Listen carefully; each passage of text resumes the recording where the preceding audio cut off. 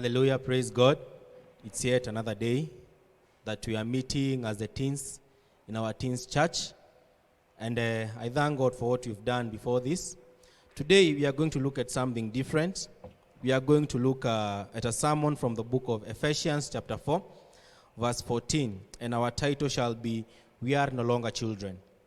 So, the Bible says in Ephesians chapter 4, verse 14, Then we will no longer be infants, tossed back and forth by the waves, and blown here and there by every kind of wind, teaching and cunning craftiness of people and their deceitful scheming.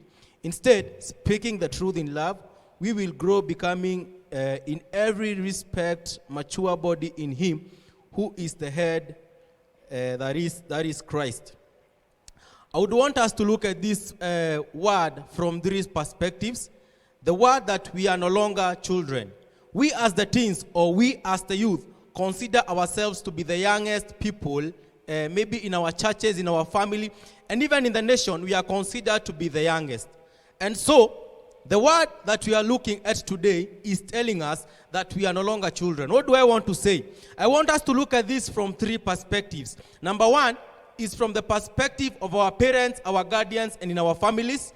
Number two is from the perspective of our friends. And number three, from the perspective of God, the church, and maybe the ministry of God at large. So number one, our parents. How do we consider ourselves as children in our families and in our homes? The Bible is telling us, remember, that we are no longer children to be tossed back and forth by the cunning craftiness of the world. So number one, ningependa tuangalie number one. Most of us are in high school or maybe in colleges. Some of us are even working. But I would want us to look at this word in concern of us being children. Are you mature at home? From your parents' perspective, are you a grown-up or are you still a child? I would want us to think of it as, wewe ni ule mse wa kuambiwa fanya 1, 2, 3, ama wewe ni mse wa kujiambia? Are you the person who is always told, make your bed? Number 2, do 1, 2, 3 the chores. Hata kikombe huwezi toa kwa meza. Are you a child in that form? Remember, the Bible is telling us we are no longer children. We are mature people who should tell ourselves what to do. Wacha kushindanga ukiambiwa na pero fanya 1, 2, 3, fanya chores. Be a mature person who can tell himself what to do.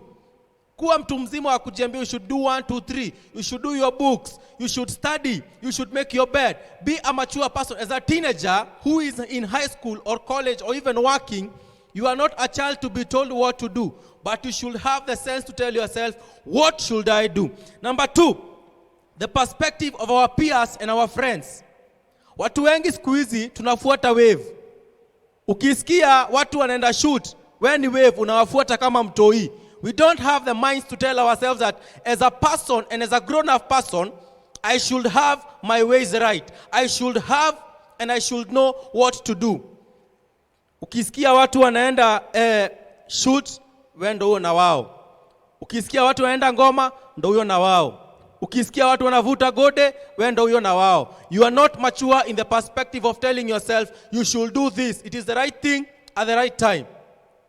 Peer pressure, it is part of being a child. But remember, the word is telling us, we are no longer children, tossed back and forth by the winds. But we are now grown-ups.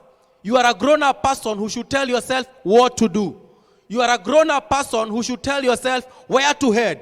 Wewe ni mtu mzima, you are not a person to be influenced by TV, phones, or the devices that you have. You are a mature person who should tell yourself, it is the right time to do the right thing. It is not time to follow your friends. It is not time to do drugs or pombe or anything else or the mirror that people are doing. It is time to do the right thing. Number 3, from the perspective of God, which is the most important thing. Last week, our evangelist Lemayan told us of how we should be in church serving and how to be like our role models.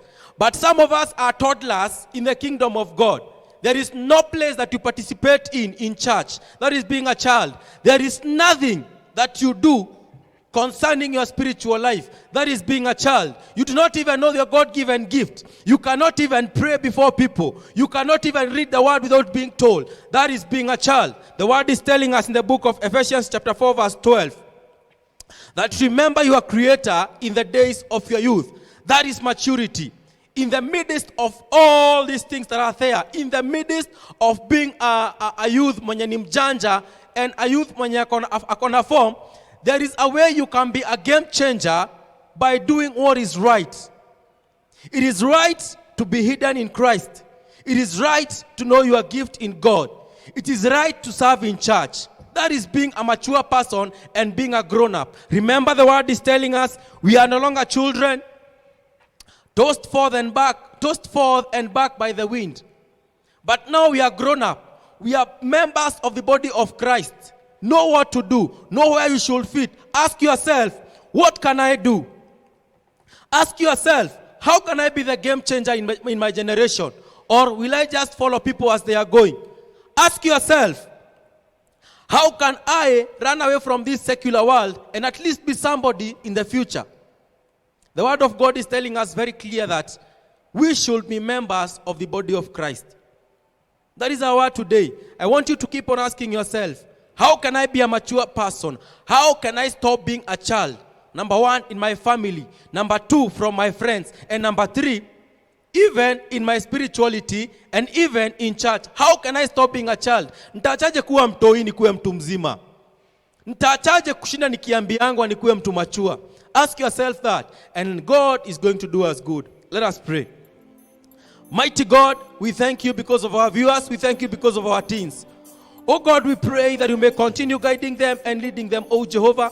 Continue giving them the strength of a loving master on seeking you, ever-loving King of Kings, and even embarking on what they should do, ever-loving God. Thank you because of speaking to us and telling us that we are no longer children tossed back and forth by the wind. But, oh God, we are members of your body, oh God. We pray that you may guide us and lead us. Above all, hide us under your wings where the world and the secular world shall not get us. Hide us and cover us because you're faithful and because you're holy.